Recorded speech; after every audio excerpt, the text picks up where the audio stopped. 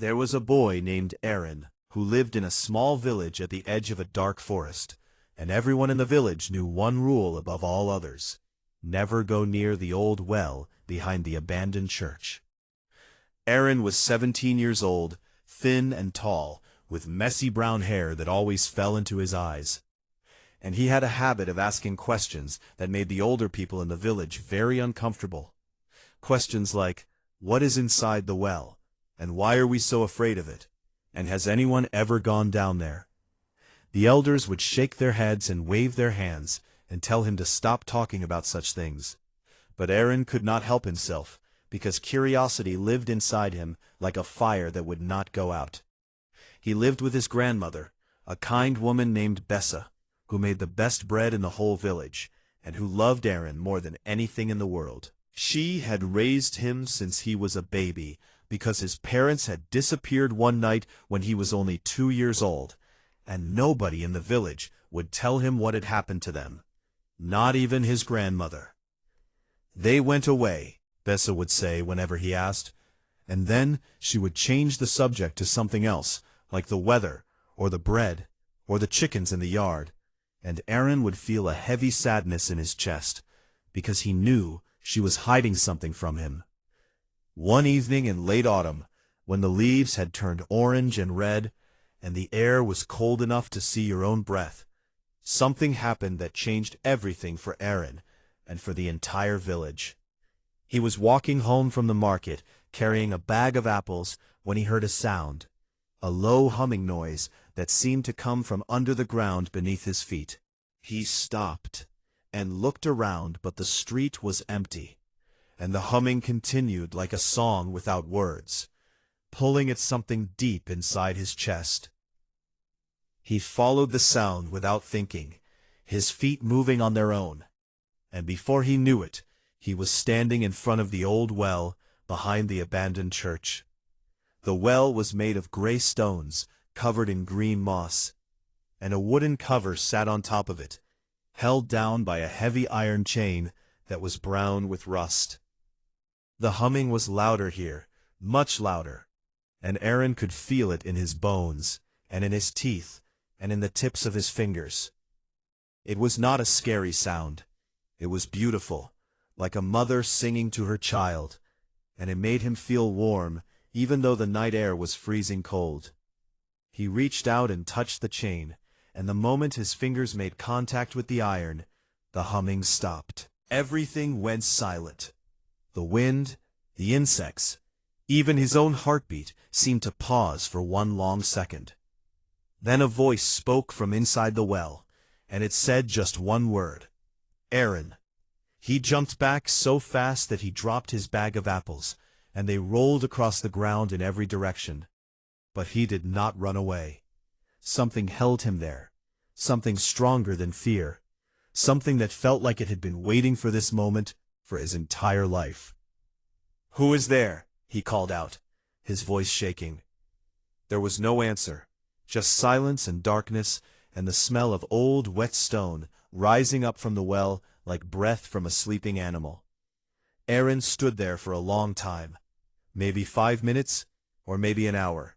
He could not tell, because time seemed to move differently in that place. Finally, he picked up his apples, one by one, and walked home with his heart beating so hard, he thought it might break through his chest.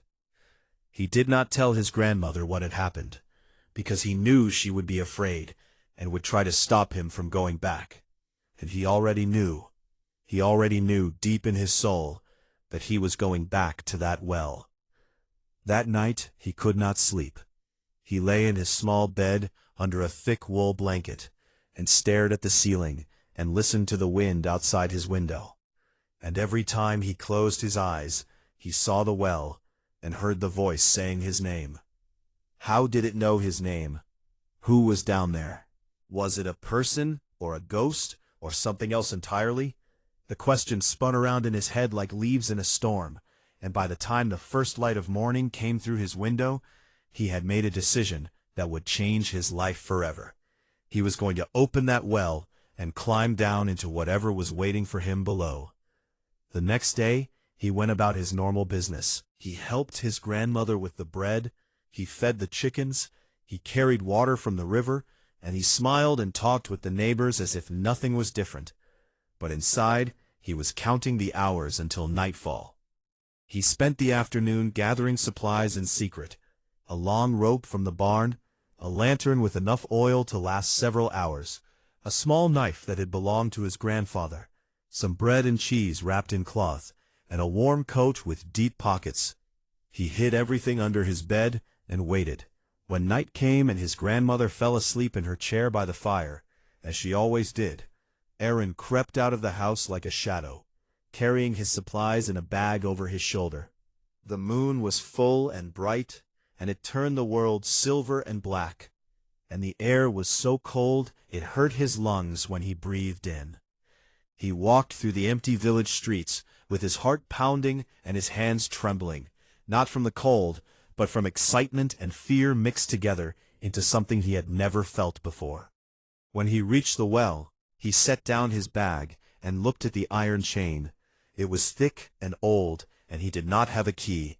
But when he pulled on it, something amazing happened. The chain fell apart in his hands, like it was made of dry leaves instead of metal. The wooden cover was heavy, but he managed to push it aside, and when he looked down into the well, he expected to see only darkness. Instead, he saw a faint blue light glowing far below, so far down that it looked like a tiny star at the bottom of a long dark tunnel. The humming started again, soft and warm and welcoming, and Aaron tied one end of his rope to a thick stone post near the well, and dropped the other end down into the darkness. He lit his lantern, took a deep breath, and began to climb down. The walls of the well were wet and cold, and covered in something that felt like velvet under his fingers, and the blue light below grew brighter with every step he took downward. He climbed for what felt like a very long time, hand under hand, his arms burning, and his breath coming in short gasps. And then his feet touched solid ground, and he let go of the rope and turned around. And what he saw made him forget every question he had ever asked, because the answer to all of them was right there in front of his eyes. A world he never knew existed, a kingdom of light and stone and impossible beauty, stretching out before him like a dream that had somehow become real. He stood at the entrance of an enormous underground cavern, bigger than anything he had ever seen, and the blue light was coming from thousands of tiny crystals embedded in the walls and ceiling, making the whole place glow like a sky full of stars. There were buildings carved into the rock, bridges crossing over underground rivers, stairways spiraling up and down, and pathways leading in every direction. And there, standing at the bottom of the stairway just a few feet away from him, was a girl about his age with silver hair and eyes that glowed the same blue as the crystals around her. And she was smiling at him as if she had been waiting for him for a very long time. "You finally came," she said, and her voice was the same voice he had heard from the well, the voice that had called his name. Aaron stared at the girl with the silver hair and the glowing blue eyes, and for a moment he could not speak, because his mouth had gone completely dry, and his brain had stopped working properly. She was the strangest and most beautiful person he had ever seen, and she was standing there looking at him like she already knew everything about him. "Who are you?" he finally managed to ask, and his voice came out as a whisper. The girl tilted her head to one side and smiled again, and when she smiled, the crystals on the wall behind her seemed to glow a little brighter, as if they were responding to her happiness. "My name is Lyra," she said, "and I have been waiting for you for 15 years, Aaron, ever since your parents brought you to the surface and never came back." Those words hit him like a punch to the chest, and he had to grab the wall to keep himself from falling. His parents. She knew something about his parents. "What do you know about my parents?" he asked, and his voice was louder now, almost desperate, because this was the question that had lived inside him like a wound for his entire life, and now finally someone seemed to have an answer. Lyra held up her hand and said, "I will tell you everything, but first you must come with me, because it is not safe to stand here near the entrance. The Hollow Ones come to this area at night, and we do not want to be here when they arrive."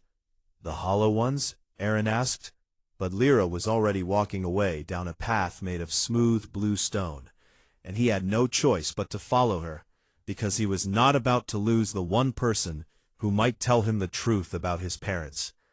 She moved quickly and quietly through the underground world, leading him across a narrow bridge over a river that flowed with water so clear he could see strange fish swimming at the bottom, fish that glowed green and gold like living jewels. Then she took him through a tunnel carved with symbols he did not recognize, symbols that looked like a language from a time before human memory. As they walked, Lyra began to explain the world around them. "This place is called Velundra," she said without looking back at him, "and it has existed beneath the surface for thousands and thousands of years. The people who live here are called the Lumen, and they are the original people of this land. They were here long before the villages above were built, long before the forests grew, long before anyone on the surface even knew this kingdom existed." "But how is that possible?" Aaron asked, struggling to keep up with her quick steps. "How can a whole kingdom exist underground without anyone knowing about it?" Lyra laughed softly, and the sound echoed off the crystal walls like music. "People on the surface did know about it once, a long time ago. There was a time when the people above and the Lumen below lived together in peace and traded with each other and shared their knowledge. But that was before the Great Betrayal, before the surface people tried to steal the heart crystal, and before the Lumen sealed themselves away from the world above." She stopped walking and turned to face him, and the blue light from her eyes was so bright in the dim tunnel that it cast shadows on the walls. "Your parents were the last people from the surface who were allowed into Velundra," she said softly, "because your mother was special. She had Lumen blood in her veins, passed down through generations and generations of forgotten ancestors. The crystals recognized her the same way they recognized you tonight." Aaron felt dizzy. His mother had Lumen blood. That meant he had Lumen blood too. That explained the humming. That explained why the chain had fallen apart in his hands. That explained why he had always felt drawn to the well. "Where are my parents now?" he asked, and he was almost afraid to hear the answer. Lyra's face changed, the smile disappeared, and something dark and sad moved across her features like a cloud passing over the moon. "Come," she said quietly, "we are almost there, and it is better if you hear this story from the elder." They walked in silence for several more minutes until they reached a large open area that Aaron could only describe as a village, but a village unlike anything he had ever imagined.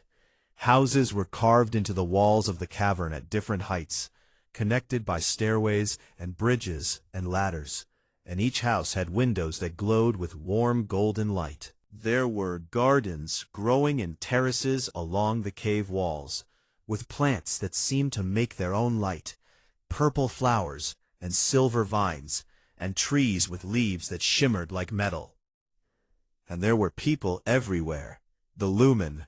They had pale skin and silver or white hair like Lyra, and their eyes glowed in different shades of blue and purple, and sometimes green.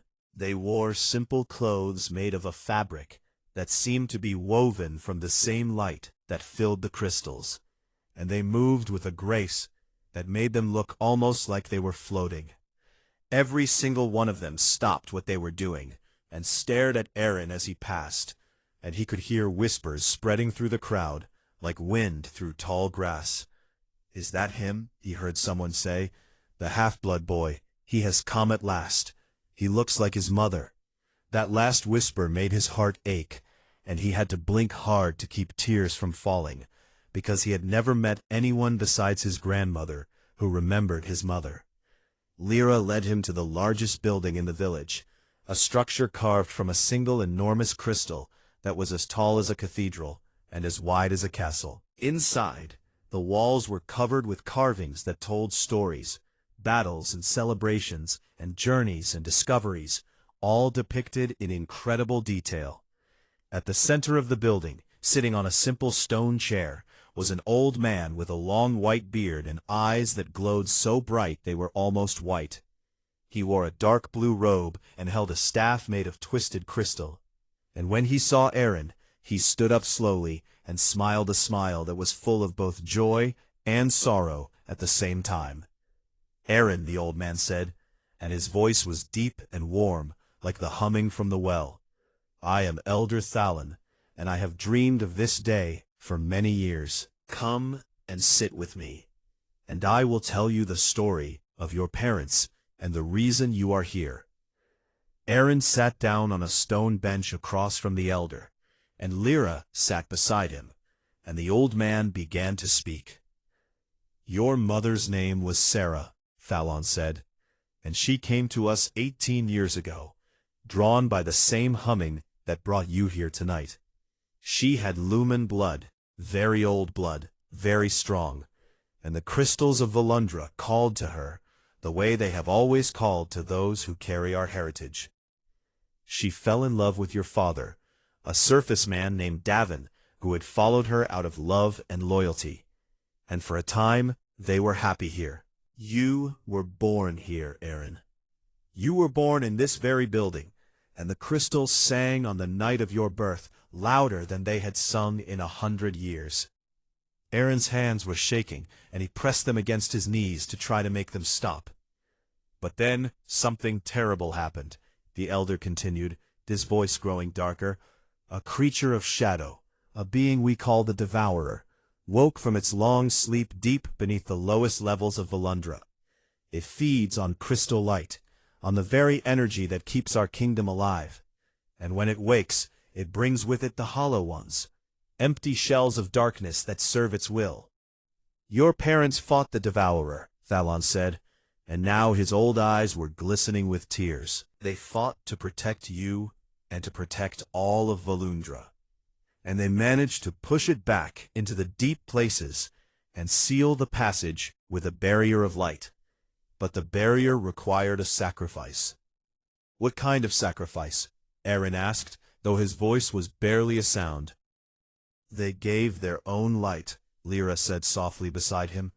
Your mother's lumen light and your father's love, woven together into a shield that has kept the Devourer locked away for 15 years. Are they dead? Aaron asked, and the question burned in his throat like fire. The elder shook his head slowly. They are not dead, he said, but they are trapped, sealed inside the barrier with the Devourer, holding it back with everything they have. And that is why you are here, Aaron, because the barrier is weakening. After 15 years, your parents' strength is fading, and the Devourer is waking again. You are the only one who can save them, Lyra said, turning to look at him with those glowing blue eyes. You carry both lumen light and surface strength in your blood, a combination that has not existed in thousands of years, and you are the only one who can create a new barrier, one strong enough to destroy the Devourer forever and set your parents free. Aaron sat in silence for a long time, looking at his hands, these ordinary hands that apparently carried the power to save his parents and an entire underground kingdom. It was too much information, too much responsibility, too much everything. And yet somewhere deep inside him, in the place where the fire of curiosity had always burned, he felt something new rising up, something fierce and bright and unstoppable. He looked up at the elder and then at Lyra, and he said the only thing he could say, the only thing that mattered. Tell me what I need to do. Elder Thalon looked at Aaron with those ancient glowing eyes and nodded slowly, as if he had expected nothing less from the son of Sarah and Davin. Then he stood up from his stone chair and walked to the far wall of the crystal building. where a large carving showed a map of Volundra. Every tunnel, every chamber, every river and bridge and hidden passage. "The Devourer is sealed in the deepest part of our kingdom," Fallon said, pointing to a spot on the map that was marked with a symbol that looked like a dark spiral. "To reach it, you must travel through 3 regions, each more dangerous than the last. And in each region you must find a shard of light, a piece of the original hard crystal that was broken long ago during the Great Betrayal." "3 shards?" Aaron asked, leaning forward to study the map. "Yes," the elder replied. "When the 3 shards of light are brought together, they will form a weapon powerful enough to destroy the Devourer once and for all. But finding them will not be easy, because each shard is guarded by a trial, a test that will challenge your body, your mind, and your heart." Lyra stood up beside Aaron and said, "I will go with him." The elder turned to her with a concerned look on his face. "Lyra, the journey is extremely dangerous." "I know every path in Volundra better than anyone," she interrupted firmly. "I have explored places that even the scouts are afraid to enter. He needs a guide, and I am the best one you have." Fallon studied her for a long moment, and then sighed and nodded. "Very well," he said. "But you must leave before dawn, before the glow cycle begins, because the Hollow Ones are weakest during the transition between dark and light, and you will need every advantage you can get." They had only a few hours to prepare, and the Lumen people moved quickly to help them. They gave Aaron a new set of clothes, made from their special light-woven fabric, which was warm and strong, and lighter than anything he had ever worn. They gave him a crystal blade, a short sword made from a single piece of blue crystal that hummed softly when he held it, as if it recognized the Lumen blood in his veins.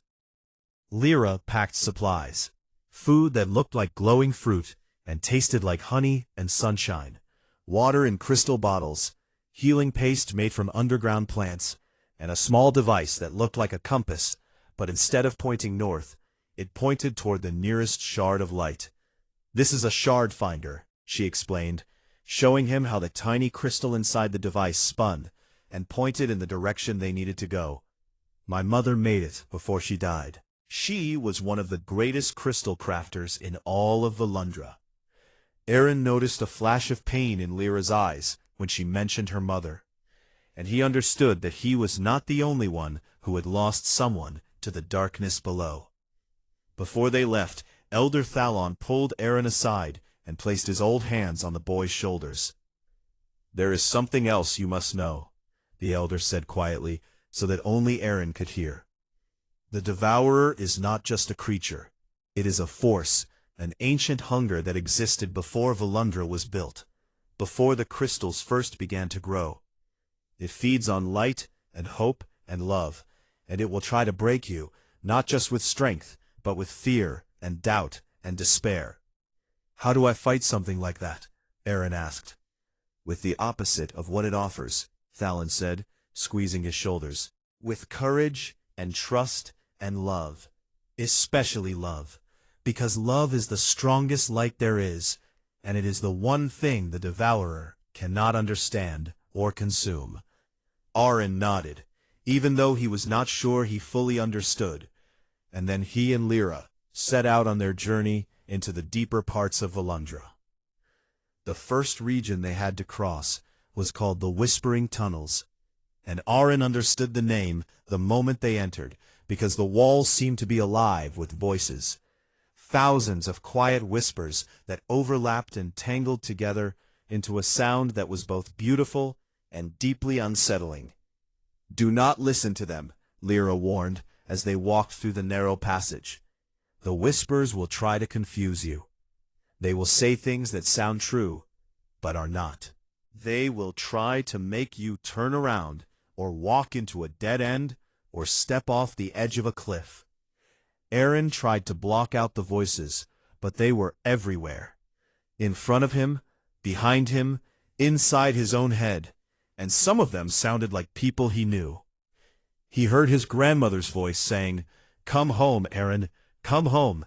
This is too dangerous for you." He heard voices that might have been his parents saying, We are already gone. There is nothing you can do. Turn back before it is too late." He gritted his teeth and kept walking, following Lyra's silver hair through the darkness like a beacon. And after what felt like hours, the whispers finally began to fade, and they emerged into a large cavern filled with a forest of crystal trees. The trees were enormous, as tall as the oldest oaks in the forest above, and they were made entirely of crystal, with trunks of deep purple and branches of pale blue and leaves of shimmering green that tinkled softly when the air moved. It was one of the most beautiful things Aaron had ever seen, and for a moment he just stood there and stared. "The crystal forest," Lyra said, and even she sounded impressed, despite having been here before. "The first shard of light is somewhere in the heart of this forest, but so is the first trial." They followed the shard finder deeper into the forest, pushing through curtains of crystal vines and climbing over roots made of solid stone. And as they went deeper, the light changed from blue to a warm golden color that made everything look like it was made of amber. Then they found it, a clearing in the center of the forest, where a single tree stood alone, different from all the others. This tree was made of pure white crystal, and it glowed so brightly that Aaron had to shield his eyes, and hanging from its lowest branch, like a piece of fruit, was a crystal that pulsed with light, the first shard of light.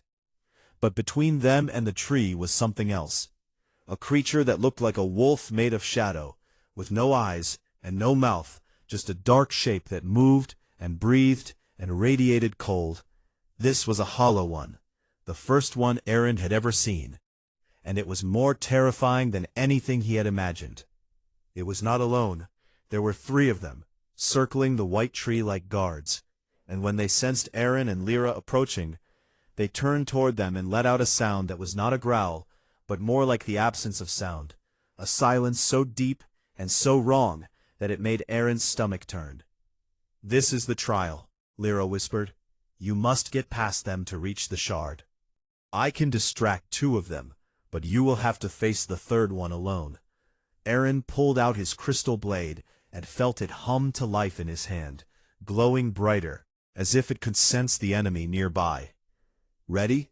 Lyra asked, and she had produced 2 crystal daggers from somewhere inside her coat, holding them with the confidence of someone who had trained for years. "Ready," Aaron said, even though his legs were shaking and his heart was racing so fast it felt like a drum being played by a madman. Lyra moved first. She darted to the left, fast as lightning, and threw one of her daggers at the nearest hollow one. The blade hit the creature, and it screamed that terrible silent scream, and lunged after her. And the second one followed, leaving only the 3rd between Aaron and the white tree. The creature turned its eyeless face toward him, and Aaron felt a wave of cold wash over him. Not just physical cold, but emotional cold, a deep freezing despair that whispered to him that he was weak, that he was nothing, that he would fail, just like everyone expected him to fail.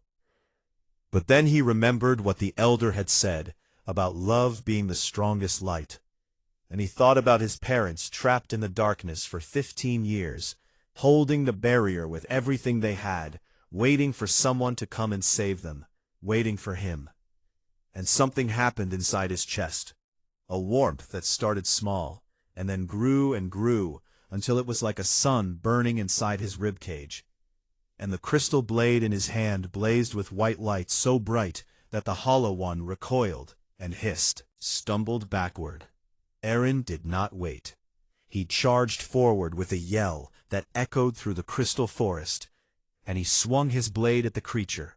And when the crystal edge met the shadow, there was a flash of light and a crack like thunder, and the hollow one shattered into 1,000 pieces of darkness that dissolved into nothing before they hit the ground. He ran to the white tree and reached up and grabbed the shard of light, and the moment his fingers closed around it, warmth flooded through his entire body, and the whole forest seemed to sing, every crystal tree vibrating with a pure, clear note that filled the air with music. Lyra came running back, breathing hard but grinning, with both her daggers back in her hands, and no hollow ones behind her. "You did it," she said, and her eyes were glowing brighter than he had ever seen them. "One shard down, 2 to go." Aaron looked at the glowing crystal in his hand and felt something he had not felt in a very long time. Hope. Real, burning, unshakable hope. That maybe, just maybe, he could actually do this. He tucked the shard into the special pouch that Elder Fallon had given him and looked at Lyra with determination in his eyes. "Where is the next one?" he asked.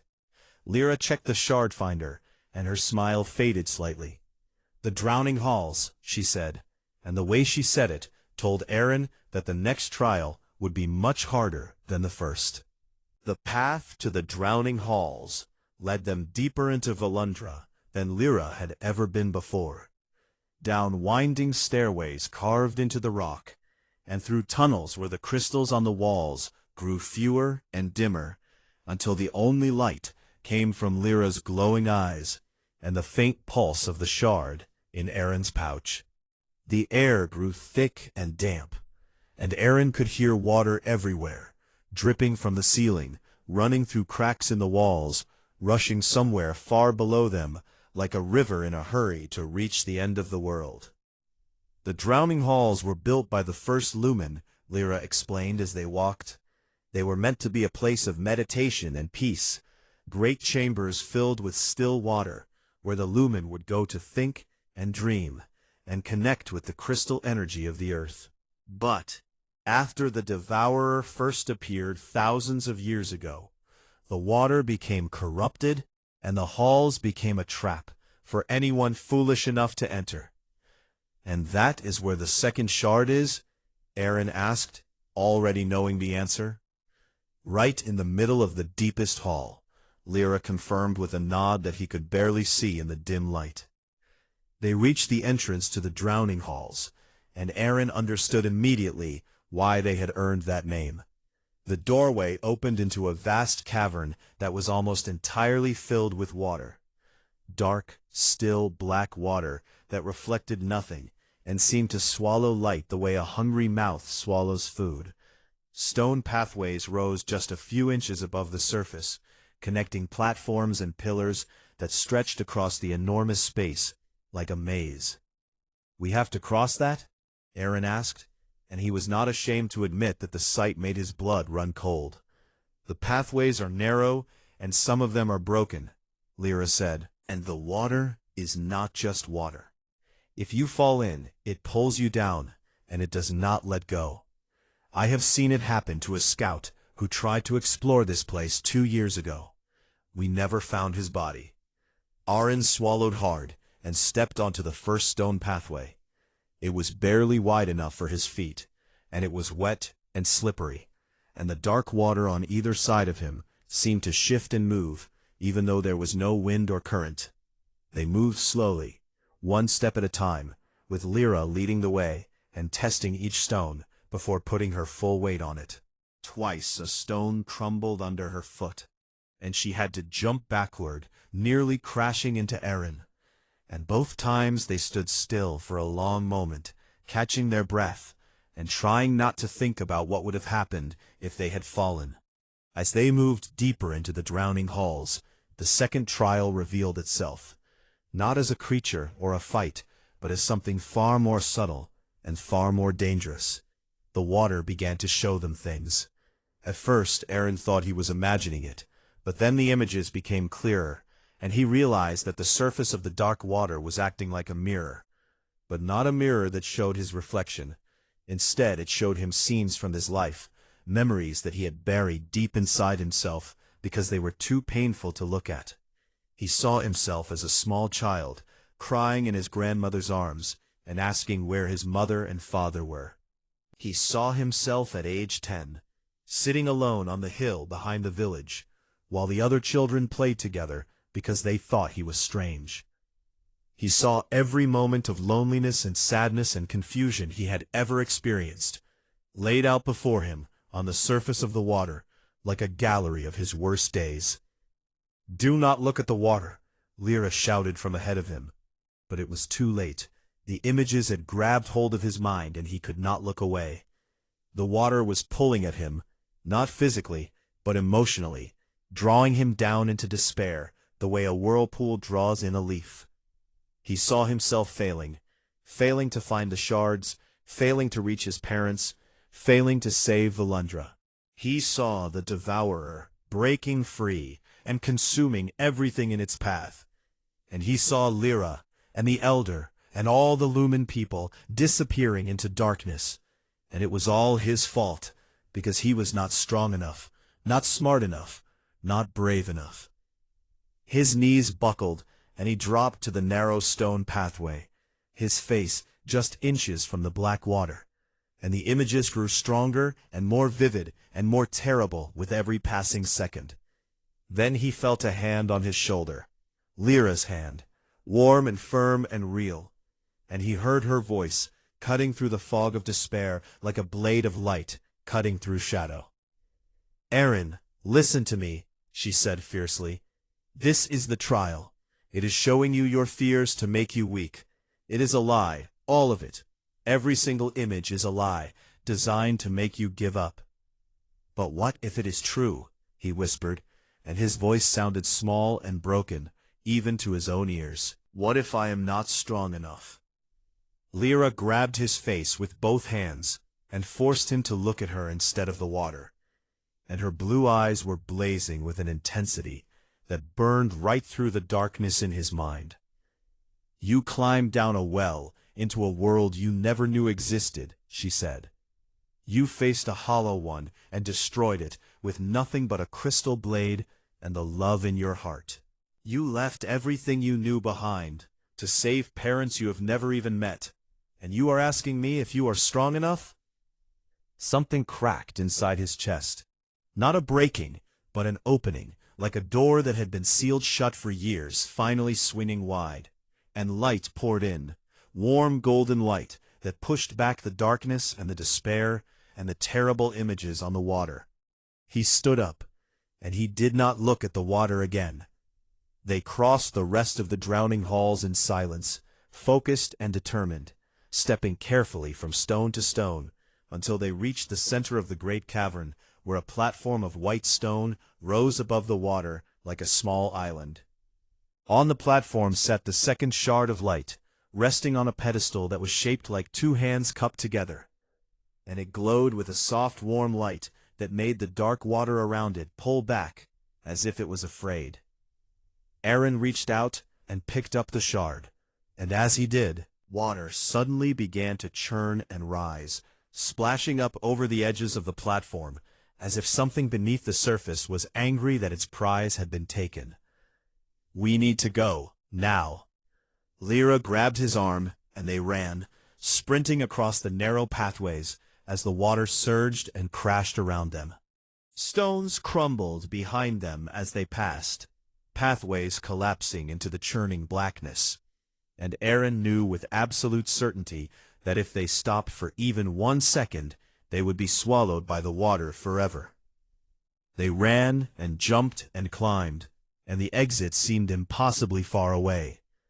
But Lyra knew the path, and she guided them with perfect precision, never hesitating, never making a wrong turn. And finally, they burst through the doorway and collapsed on the dry stone floor of the tunnel outside, gasping for breath as the sound of the water raged behind them, and then slowly, gradually, fell silent. They lay there for a long time, side by side, staring at the ceiling of the tunnel and breathing hard. "That was too close," Aaron said. "Yes," Lyra agreed, "and the third trial will be worse." He turned his head to look at her. "How do you know that?" "Because the first trial tested your body, the second tested your mind, and the third will test your heart. And the heart is the hardest thing to test, because it is the place where we keep everything that matters most to us." They rested for a while, eating some of the glowing fruit and drinking crystal water, and Aaron asked Lyra questions about her life in Valundra, because he wanted to know more about this girl who was risking everything to help him. She told him about growing up without her mother, who had been a crystal crafter, one of the most skilled in all of Volundra, and who had died when Lyra was 9 years old, killed by a hollow one that had slipped through a crack in the lower tunnels. "My mother believed in the prophecy," Lyra said quietly. "She believed that the half-blood child would come back to Volundra and destroy the Devourer and free the kingdom from fear forever. She used to tell me stories about you, about the baby who was born when the crystals sang, and she made me promise that when you came back, I would help you no matter what." "You have been waiting for me your whole life," Aaron said, and it was not a question. Lyra nodded. "My whole life," she repeated, and there was something in her voice, something warm and fragile and honest, that made Aaron's heart do something strange and unexpected, like a bird suddenly learning it could fly. "Thank you," he said, and he meant it with every piece of himself. "Thank you for believing in me before I even knew there was something to believe in." She looked at him and smiled, and in that smile he saw everything: trust and hope and courage, and maybe something else, something deeper that neither of them had words for yet, but that glowed between them like a tiny crystal catching the light for the first time. They stood up and checked the shard finder. The needle was spinning fast and pointing straight down toward the deepest level of Volundra. "The abyss," Lyra said, and her voice was steady, but he could see the fear in her eyes. "The third shard is in the abyss, and so is the barrier where your parents are trapped with the Devourer." Aaron put the second shard in his pouch beside the first, and he felt them pulse against his chest, like two heartbeats, keeping time with his own. "Then that is where we go," he said. And together they began the final descent into the deepest darkness of the underground kingdom, toward the monster that had haunted Volundra for thousands of years, and the parents that Aaron had waited his entire life to find. The descent into the abyss was unlike anything Aaron had experienced in all his time in Volundra. The tunnels grew narrower, and the air grew colder, and the crystals on the walls turned from blue to a sickly gray color, their light fading until it was barely a whisper of what it had once been. And then the crystals disappeared entirely, and they were walking in true darkness for the first time. Lyra's eyes were the only source of light, two small blue flames floating in the blackness, and Aaron stayed close to her because the darkness here was not empty. It was heavy and thick and alive, pressing against his skin like hands trying to push him back the way he had come. "The Devourer's influence is strongest here," Lyra whispered. "It has been draining the crystals in this region for centuries, feeding on their light, growing stronger while Volundra grows weaker. If it breaks free from the barrier, it will consume everything, every crystal, every light, every living thing in the kingdom, and then it will rise to the surface and do the same to your world." The thought of that darkness reaching his village, reaching his grandmother, made Aaron's jaw tighten with a determination so fierce it almost felt like anger. They descended for what felt like hours, following a spiraling stairway carved into the rock that went down and down and down until Aaron lost all sense of how deep they were. And then the stairway ended, and they stepped out into a space so vast that even Lyra's glowing eyes could not illuminate its edges. "The abyss," she breathed. Aaron could feel it, the enormous emptiness around them, the sense of standing on the edge of something bottomless and ancient and hungry. And in the center of that emptiness, far ahead of them across a bridge of black stone, he could see something, a faint shimmer of light, flickering and weak, like a candle fighting against a storm. "The barrier," he said, and he knew it in his bones, the way he had known the humming was calling him. His parents were inside that light, holding on with the last of their strength, and they were running out of time. But between them and the barrier, standing on the bridge like a mountain of shadow, was the third and final guardian, and this one was not a hollow one. This was something else entirely, something that made the hollow ones look like nothing more than shadows on a wall. It was tall, so tall that its head disappeared into the darkness above, and it was made of pure darkness, not the absence of light, but the opposite of light, an active, devouring blackness that seemed to eat the very air around it. It had no face and no features except for 2 points of red light where eyes might have been. And when it moved, the stone beneath its feet cracked and crumbled. "That is the Guardian of the Abyss," Lyra said, and for the first time since Aaron had met her, her voice was shaking. "It is the Devourer's strongest servant, and it has been protecting the third shard since the barrier was first created."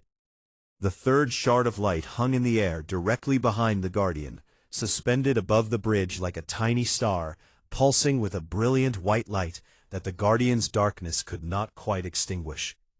This was the trial of the heart.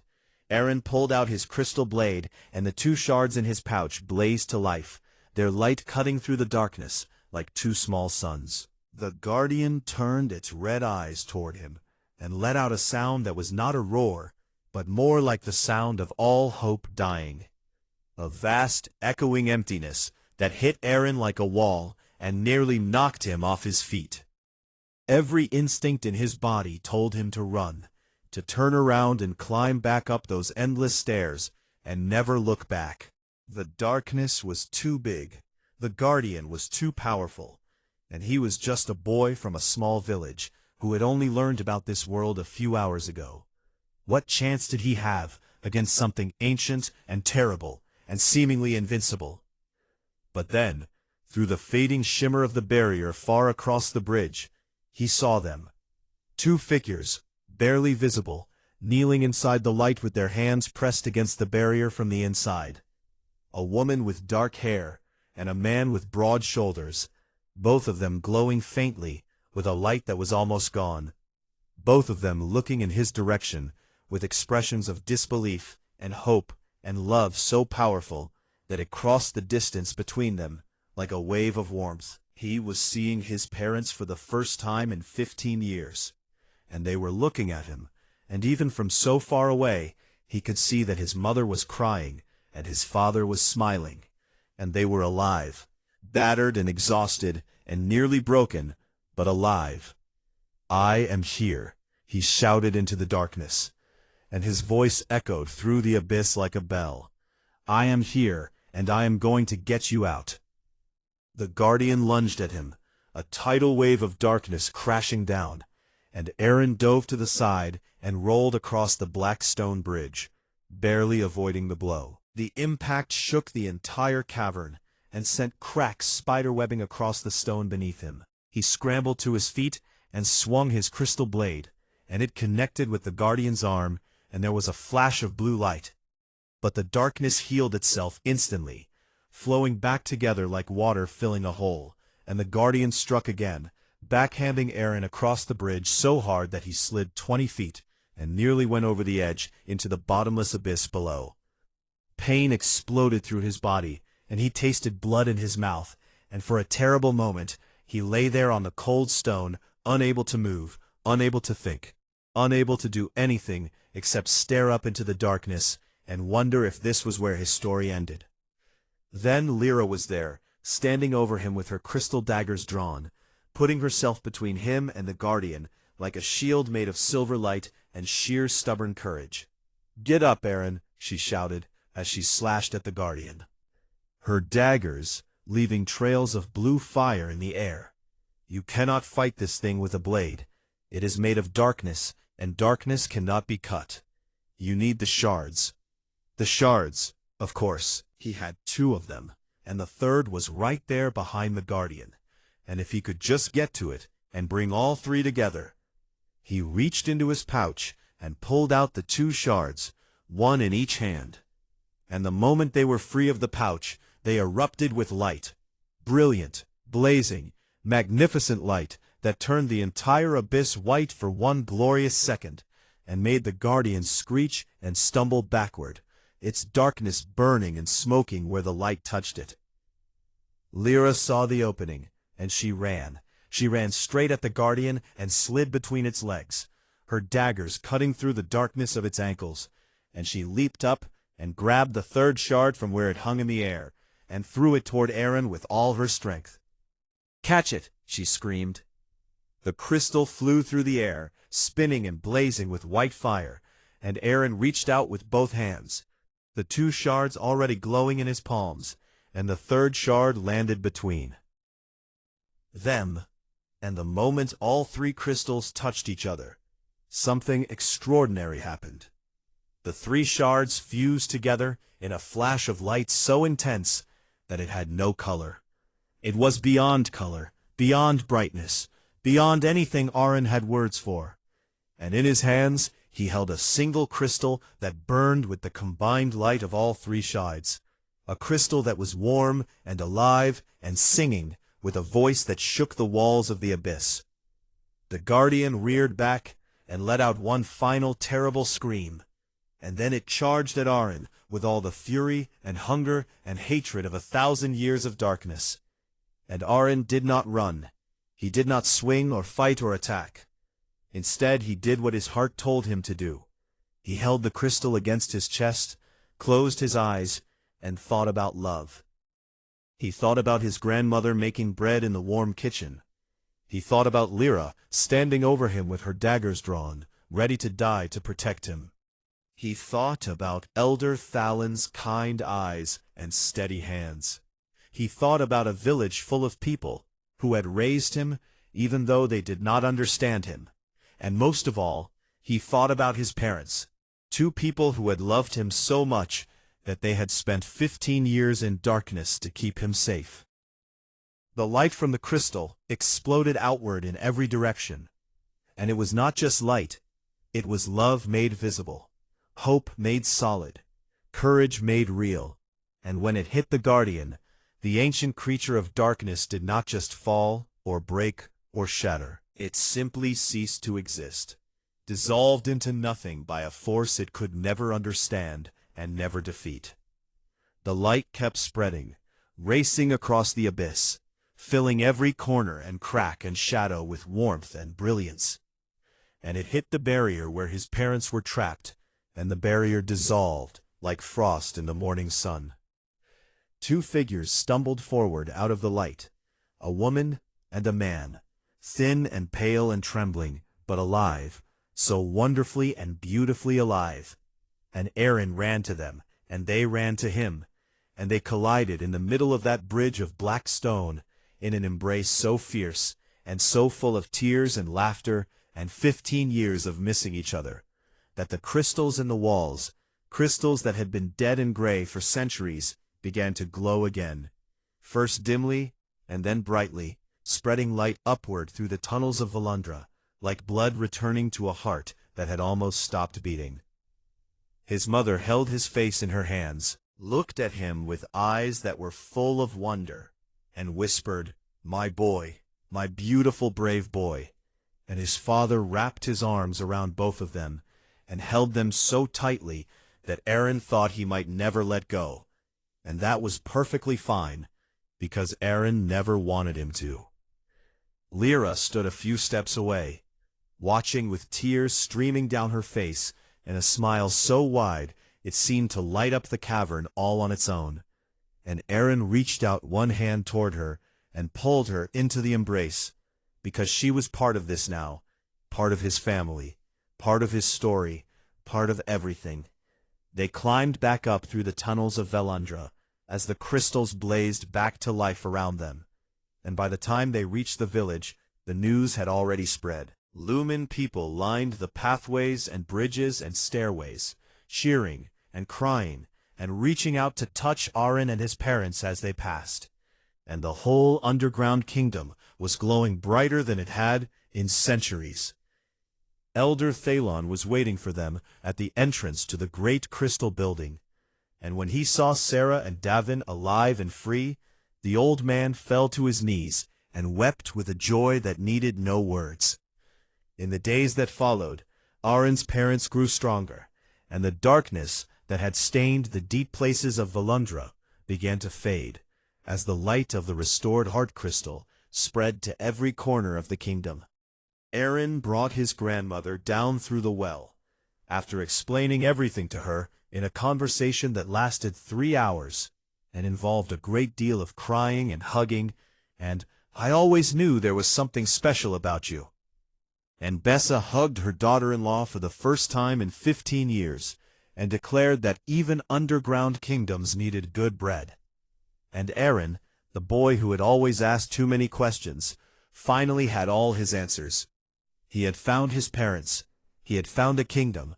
He had found a girl with silver hair and blue eyes, who believed in him before he believed in himself. And most importantly, he had found the truth that had been waiting inside him all along. That the greatest power in any world, above the ground or below it, was not magic or strength or ancient crystal light. It was love, and it had been with him from the very beginning.